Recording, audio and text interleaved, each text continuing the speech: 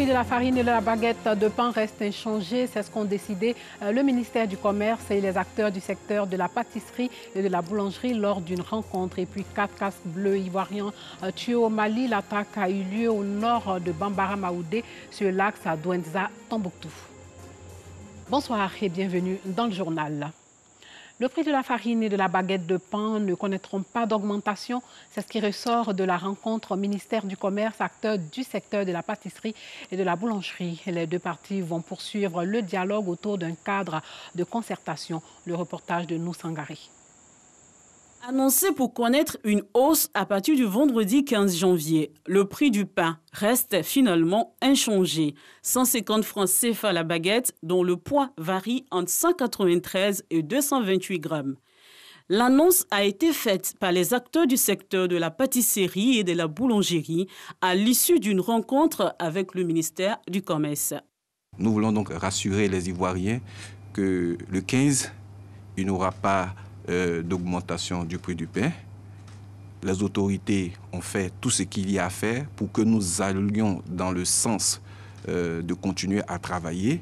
Et avec les travaux qui vont suivre, nous sommes sûrs de trouver avec le ministère et avec l'ensemble des consommateurs tout un ensemble de solutions qui permettent à notre profession de continuer à exister. Cette décision des acteurs du secteur de la boulangerie et pâtisserie découle de la suspension par les industriels de l'augmentation du prix du sac de la farine qui devait passer de 19 000 à 20 000 francs CFA à la même date du 15 janvier.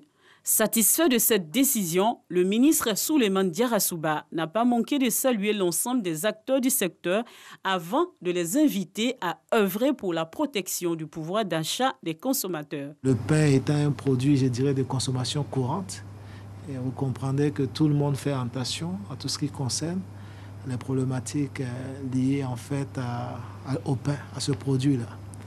Donc, je pense que vous avez une lourde responsabilité. Lorsque vous êtes président d'une fêtière, d'une association, d'une coopérative, ça veut dire que ce sont des gens qui ont décidé de vous confier en tout cas leur destinée. Un cadre de concertation a été créé entre le ministère du Commerce, les acteurs de la boulangerie, de la pâtisserie et les industriels pour poursuivre le dialogue en vue d'une sortie de crise définitive. Législative 2021, les candidatures retenues seront communiquées au Conseil constitutionnel le 1er février 2021 et l'ouverture de la campagne est prévue le 26 février. L'information a été donnée par la CEI, la Commission électorale indépendante. Sachez que 4 casques bleus ivoiriens ont été tués au Mali.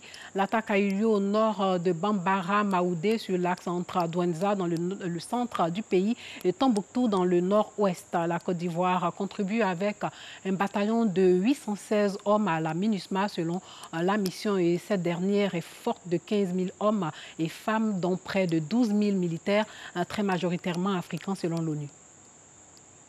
Tout au Mali, dans le cadre de la mission multidimensionnelle intégrée pour la stabilisation au Mali, MINUSMA, un détachement de casques bleus ivoiriens a fait l'objet d'une attaque terroriste. Bilan, 3 morts sur le champ. L'un des 4 blessés a succombé à ses blessures par la suite. L'attaque a eu lieu au nord de Bambara Maoudé, sur l'axe Douentza au centre et Tombouctou au nord-est, dans une région qui est l'un des foyers de la violence polymorphe qui ensanglante le Sahel. Le détachement de casques bleus ivoiriens a heurté un ou plusieurs engins explosifs improvisés avant d'être la cible de tir selon un mode opératoire courant, ont rapporté la MINUSMA et l'état-major ivoirien.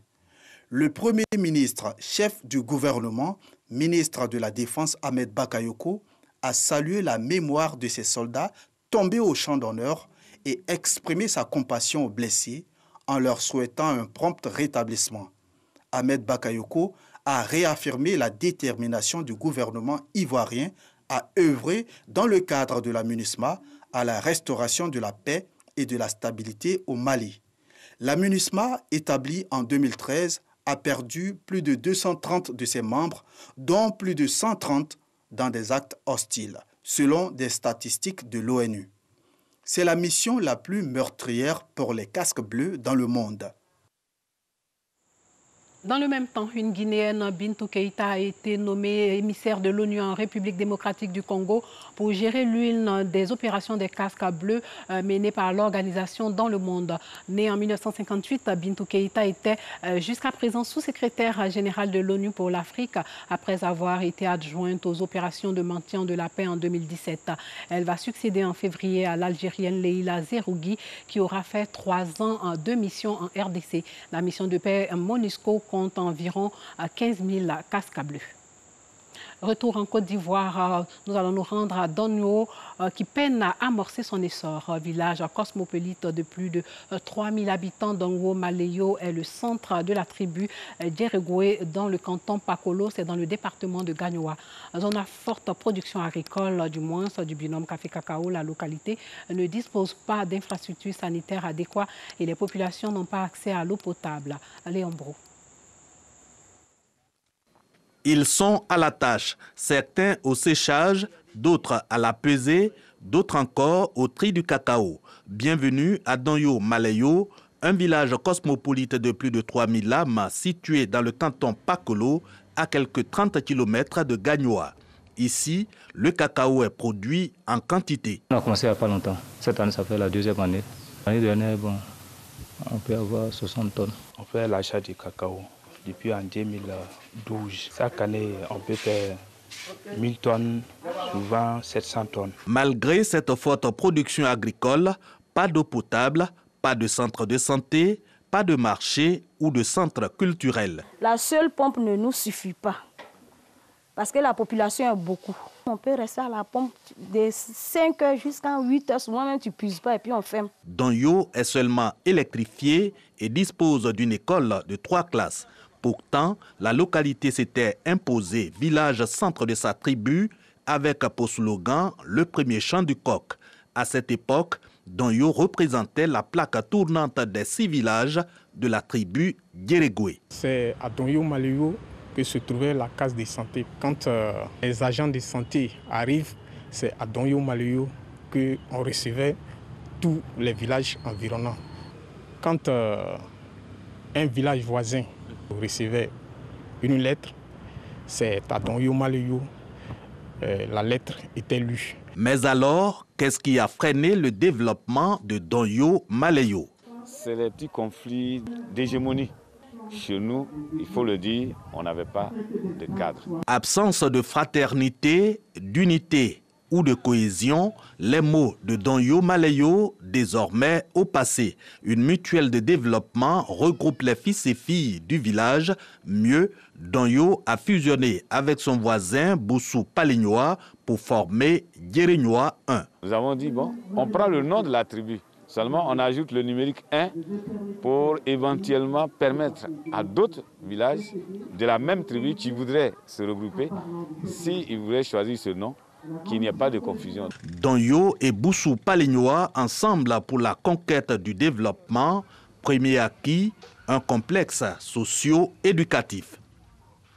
Grande opération de démantèlement de fumoirs par la gendarmerie. Les éléments de la section antidrogue de la gendarmerie nationale viennent de démanteler 3 grands fumoirs dans la commune d'Adjamé. Parmi ces fumoirs, celui d'Adjamé est considéré comme l'un des plus vieux dans le district d'Abidjan avec plus d'une dizaine d'années d'existence.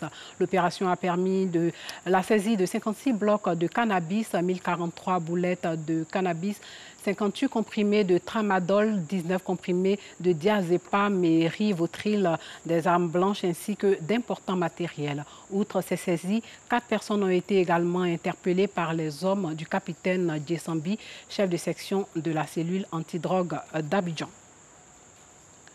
Hors de chez nous, alors que le régime chinois a longtemps repoussé le principe d'une enquête internationale sur son sol, des enquêteurs de l'Organisation mondiale de la santé sont finalement attendus ce vendredi en Chine. 1 an après le recensement du premier mort dû au SRAS à Covid-19, mais les doutes demeurent sur une capacité d'action efficace et concrète pour cette délégation où par ailleurs aucun Français ne sera présent. L'équipe d'experts de l'Organisation mondiale de la santé va débuter son enquête à Wuhan. Une équipe d'experts de l'OMS est arrivée en Chine. Sa mission, remonter aux origines de la Covid-19. Le virus avait été signalé pour la première fois à Wuhan. Il a fait depuis près de 2 millions de morts dans le monde. On commencera avec une quarantaine de 2 semaines dans un hôtel de Wuhan, comme toute l'équipe vient en Chine. On commencera aussi à travailler immédiatement à distance et au bout de 2 semaines, on pourra se déplacer et rencontrer nos homologues chinois en personne et aller sur divers sites que nous souhaitons visiter. L'OMS veut déterminer comment le virus s'est transmis de l'animal à l'homme. Ça pourrait être très long avant que nous ayons une vue d'ensemble de ce qui s'est passé. Donc je ne pense pas que nous aurons des réponses claires après cette première mission. Mais on sera sur une piste et si tout va bien, dans les prochains mois, ce sera complété par d'autres missions et études et ça nous conduira lentement à une meilleure compréhension de l'origine du virus. Cette visite est ultra sensible pour le régime, soucieux d'écarter toute responsabilité de l'épidémie.